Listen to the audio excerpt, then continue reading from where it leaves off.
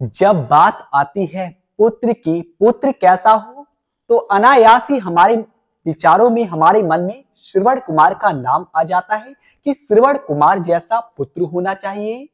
जबकि ऐसा भी हुआ था श्रवण कुमार जी जब कांवर में बिठाकर अपने माता पिता को तीर्थ करा रहे थे, तो एक बार उनका भी मन उब गया। उनके मन में भी विचार आ गए, अरे मैं क्यों यहाँ बोझ ढो रहा हूँ, क्यों इन्हें तीर्थ करा रहा हूँ। उन्होंने वह पालकी फेंक दी थी, वह कांवड़ जमीन पे रख दी थी, अपने माता पिता का परित्याग करके आगे बढ़ गए और वह अंधे माता पिता इधर उधर लड़खड़ाते हुए जैसे तैसे आगे बढ़ रहे थे। जरा सोच कर देखिएगा, जो श्रवण कुमार जिन्हें मातृ पितृभक्त के नाम से जाना जाता है, उन्होंने भी ऐसा कुकृत्य किया था।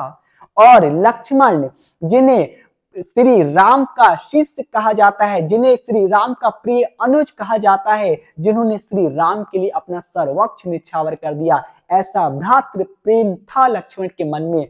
उनके भीतर भी वनवास के दौरान ऐसा कुविचार आ गया था कि अरे वनवास तो भैया को मिला है, श्री राम को मिला है, मैं क्यों इनके चक्कर में कष्ट सह रहा हूं। इनके भीतर भी ऐसे विचार भी आ गए थे।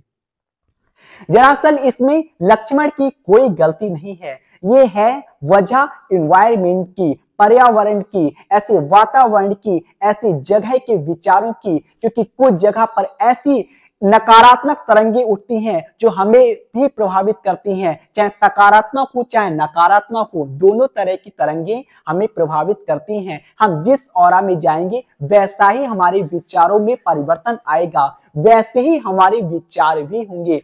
जिस स्थान पर भगवान श्री राम के प्रिय अनुज लक्ष्मण के भीतर ऐसे विचार आए, तो इस स्थान पर दो भाई आपस में एक दूसरे की मृत्यु का कारण बने थे, इसलिए वहां की जगह इतनी नकारात्मक थी कि लक्ष्मण को भी उन्होंने प्रभावित किया। उस जगह के प्रभाव ने उन्हें भी अपना प्रभाव में डाला। भगवान श्री राम ने बाद में बताया था लक्ष्मण को कि लक्ष्मण, इसमें तुम्हारा कोई दोष नहीं था, दोष था उस जगह का। ठीक ऐसा ही श्रवण कुमार के साथ भी हुआ था। जिस स्थान से वह निकल रहे थे वह जगह बहुत ही दूषित थी, बहुत ही नकारात्मक तरंगे थी उस स्थान पर। ऐसा कुछ इतिहास में रहा होगा जिस वजह से उन्होंने भी ऐसा कुकृत्य किया। जब वह उस जगह को छोड़कर आगे बढ़े तो उन्हें भूल हुई कि अरे मैंने ये क्या कर दिया, मैंने तो ऐसा जघन्य अपराध कर दिया। तब उनके पिता जो कि धीरे धीरे उस जगह को पार करके श्रवण कुमार के पास आए, उन्होंने कहा श्रवण, इसमें तुम्हारा कोई दोष नहीं, ये दोष था उस जगह का। फ्रेंड्स, यह कोई पूरी कल्पना नहीं है, यह कोई मनगढ़ंत कहानी नहीं है, बल्कि साइंटिफिकली फैक्ट्स है कि जगह का, विचारों का हमारे भीतर प्रभाव पड़ता है। एक जापानी साइंटिस्ट हुए हैं मेजुरो इमोटो, वह एक एक्सपेरिमेंट करते हैं। वह क्या करते हैं, दो कांच की बोतल लेते हैं, दोनों में एक ही नल से बह रहे शुद्ध पानी को भरा, एक पर पर्ची लगाई लव यानी प्रेम, दूसरी पर पर्ची लगाई हेट यानी नफरत। दोनों बोतल को अलग अलग स्थान पर रख दिया। अब इमोटो क्या करते, प्रतिदिन दोनों बोतल के पास बारी बारी से जाते।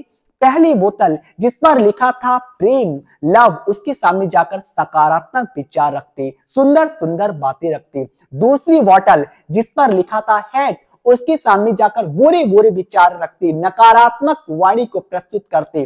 कुछ ही दिनों में इमोटो के सामने जो रिजल्ट था वह आश्चर्यजनक था।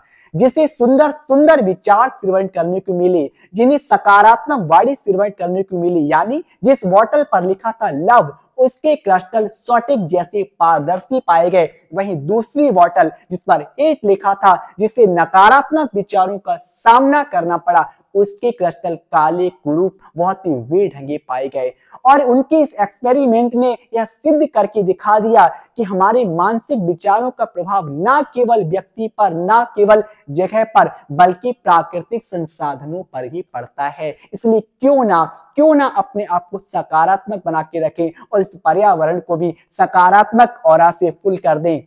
इस जगह को सकारात्मक बनाए, खुद को सकारात्मक बनाए। यही कारण था कि जब इस निगेटिविटी ने लक्ष्मण को भी नहीं छोड़ा, जिनके साथ में श्री राम चल रहे थे, और श्रवण कुमार को भी नहीं छोड़ा, तो क्या हम बच सकते हैं इस प्रभाव से? इसीलिए अपनी वसुंधरा को सकारात्मकता से भरें, सकारात्मक विचारों को अपने भीतर लाएं। इसी के साथ मैं अपनी वाणी को यहीं पर स्थित करना चाहूंगा। धन्यवाद।